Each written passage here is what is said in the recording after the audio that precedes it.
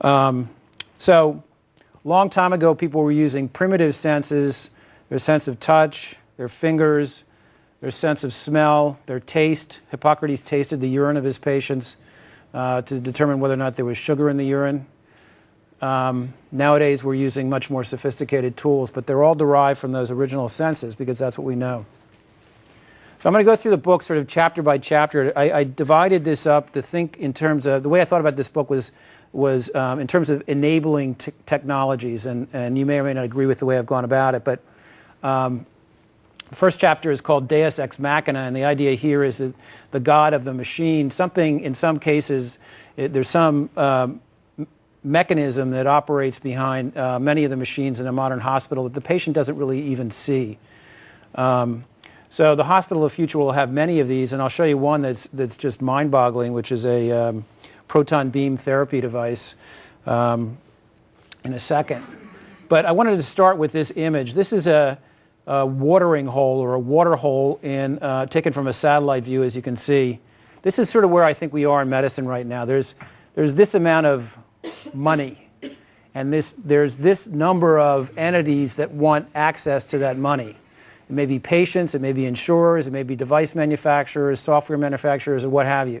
And there's a dwindling supply of that money. We're all aware of the fact that we've got a lot of healthcare requirements or desires, and we have a dwindling amount of money to finance that.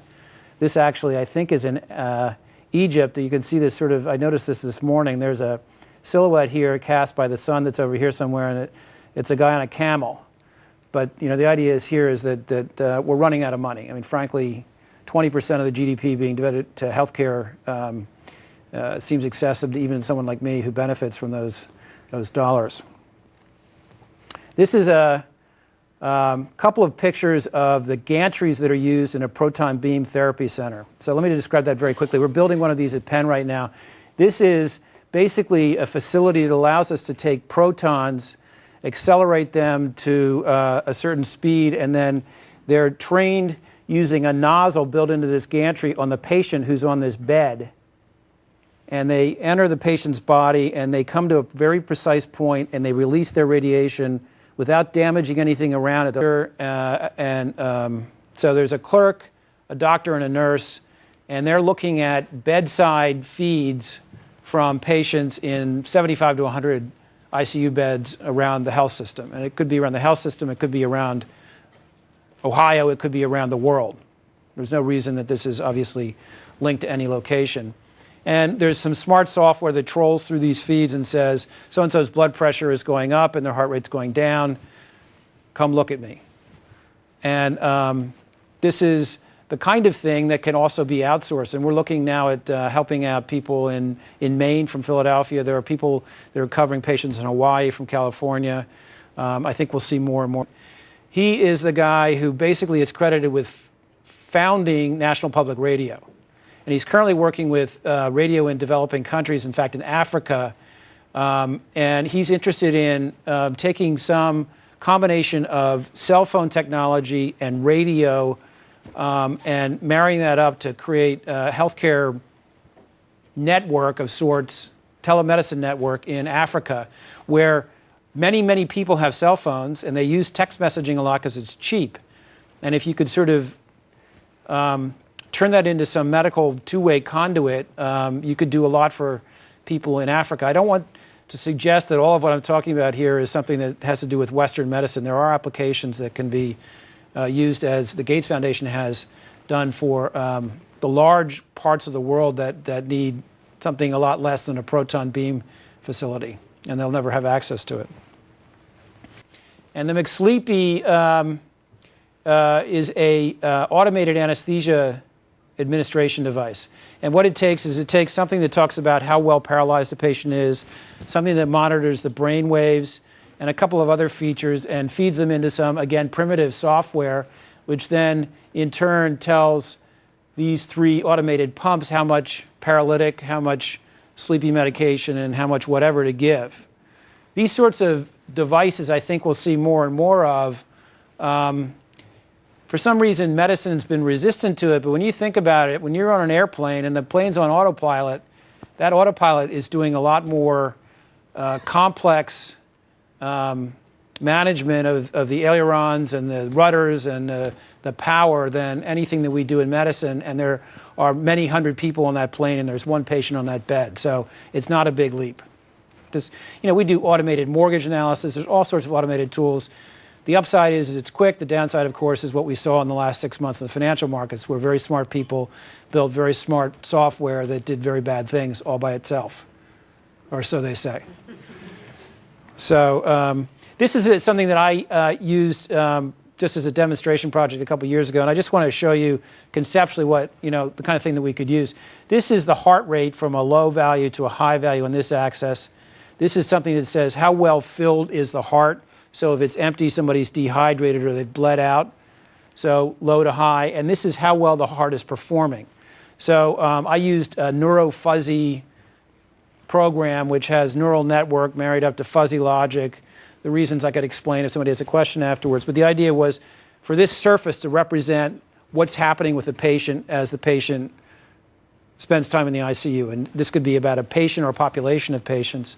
And basically, the thing sort of analyzes it and it learns about where the patient performs best. So what is the best heart rate for that patient, and how much blood does that patient want to have in their heart to get to this optimal central value? We still work with numbers.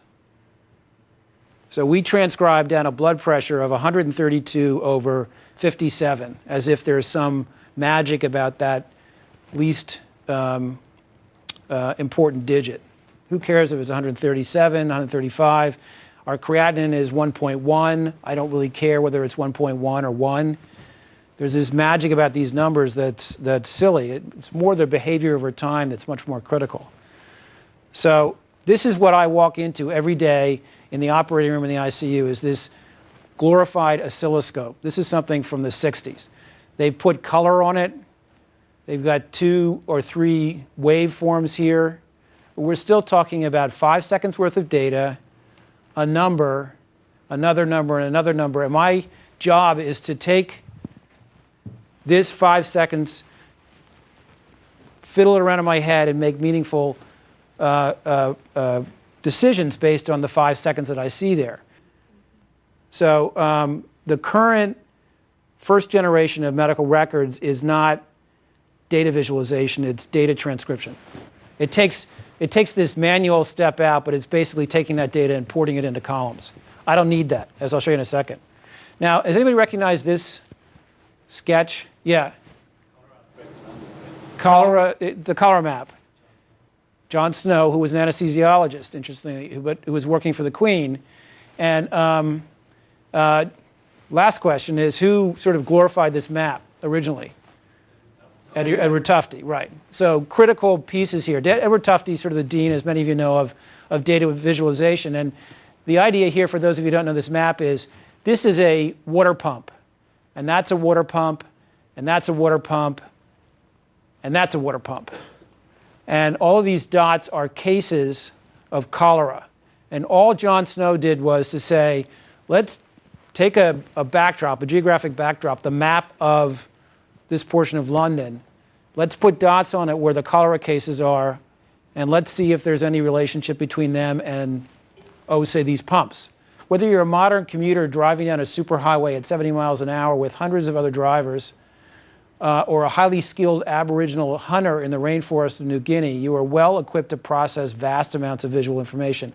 This last thing, my son and I and my family went to Costa Rica last spring, and we were going through a rainforest looking for indigenous interesting animals. And of course, we couldn't see any of them. But this guy would walk down and he goes, there's a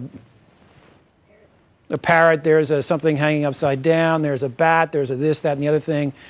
And that landscape was for him the same as us driving down a superhighway, at 80 miles an hour, and you see the slightest veer this way or the other, and you're processing it all visually because that's what your brain's wired to do. It's not wired to process something that says, the numeric representation of that same behavior on your dashboard. You're not looking at the number on your speedometer. So this is a guy who works on this display wall at Princeton, and this is the kind of thing that we probably ought to be able to do in our ICUs and in our operating rooms. He's working with a genome map here. scrolling. He's working with a large-scale display. He's able to sort of say, okay, this looks interesting. Let's zoom in on this.